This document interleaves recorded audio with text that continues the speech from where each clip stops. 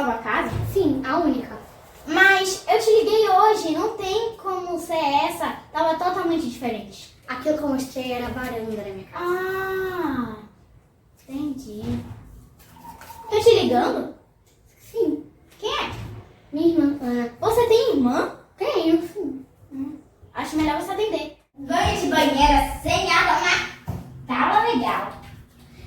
Cara, essa nova casa, ai, é a melhor do mundo. Não é a melhor. É sim! Cara, você tem uma banheira, você tem o melhor computador feito. É. E o que aconteceu com o seu coelho? Ah, o chapéu com X? Sim, um chapéu com X. Isso é uma longa história. Vocês doaram ele? Porque eu nunca mais vi ele. Sim, a gente doou assim. Me conta porque vocês doaram ele.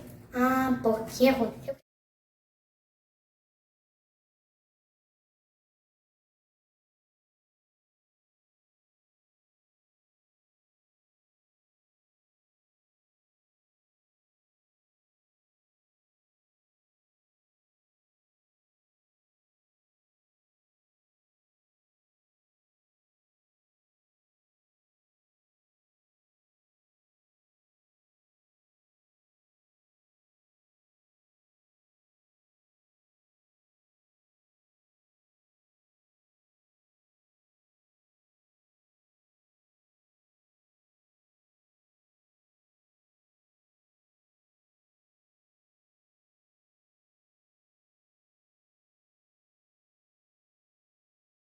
Nossa, que desenho bonito, hein? Aqui tem piscina? Tem, sim.